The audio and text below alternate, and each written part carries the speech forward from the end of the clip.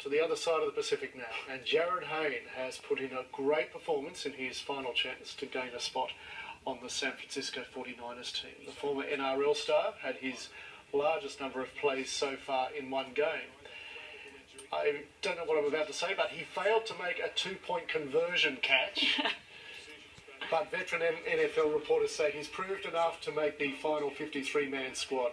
That won't be announced, of course, until Sunday, but the 49ers coach isn't giving anything away at this point. In your mind, clear cut who your return specialist is, Ellington or Jarryd Haynes? Everything will be clear cut right after the weekend. Did you say, did he perform well? I saw him catch passes. I saw him run the ball, and the running, there were some really good plays. There was, just like everybody else, there was a couple there where it's in tight spaces and we got to go, and we've got to keep working on that. I saw him in the passing game. I saw him tackle on coverage units. I saw him return balls, catch balls and return balls. So you had that one fair catch? Yeah, that was later in the game. It's fair catch and get the offense on the field. Traffic too. Yeah, just fair catch and get the offense on the field. He could do it. Yeah, well, he's shown he could do it. Just fair catch and stand there. I'm not going to disrespect any other player, but I will tell you that I think Jarryd's a tough guy. All right, well, for many Australian sports fans, I don't know, I'm included in this. The game that Jarryd Haynes is trying to crack is a mystery kind of stop-start affair. Now, there's odd positions, confusing rules, and a lot of shouting and stuff that makes no sense to me whatsoever. I don't find it like that at all. But I could explain it. I'm sure you could. But we figured I shouldn't, take up the entire show, right. So therefore we've called in Paul Manera. Paul knows a little about this game as well. He's been involved in Gridiron as a coach and as a player for more than 30 years. In fact, before the interview begins, Paul, as a testament to you having been a player, would you kindly stand up to show folks just how big you are, please? I've kind of shrunk now, but yeah, I used to be bigger. Look at that. Yeah. You're so big the camera can't even accommodate your head. You better sit down again. Okay, Paul, so let's just start from the beginning. We've got a little clip that would like to play for you and also our viewers of what it sounds like with the commentators with a typical NFL game. We'll play that now and then we'll get you to try and deconstruct what this all means. Okay.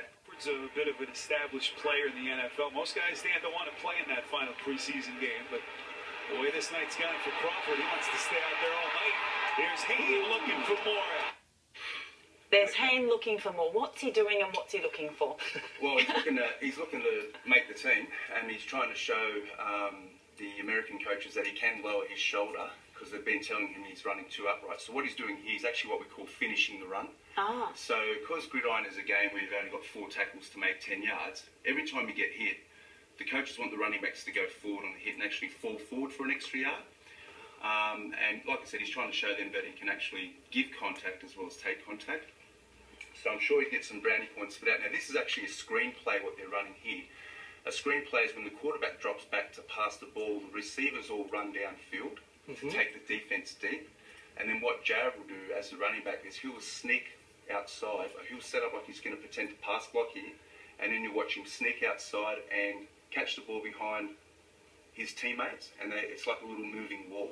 Oh. And it's called a screenplay. So what they're doing is they're pretending to throw the ball deep downfield, and then they dump it off to the running back who has blockers out in front of him. And at the end there, he knocks down a wall. Yes, yeah, well a human finishes wall. the run, yeah. Wow. But normally you see those guys, like the opposition, jumping all over the guy with the ball. How rare was it to see someone get pushed off? Well, it's kind of one of those things. If you believe you can run over someone, you try to do it because it's a psychological effect. And when Jarryd does something like that, it inspires the blockers that are blocking for him. They'll say, okay, we're not just blocking for some, Aussie. wussbag. Aussie. We're blocking for a guy who's going to get down there and actually finish the run and try to fight for extra yardage. And so I think that's very inspiring as a running back to do that. Wow. Paul, from what we understand, NFL is a game really purely about statistics. Mm-hmm. What are the statistics that matter the most? Is it the number of yards that a player can run?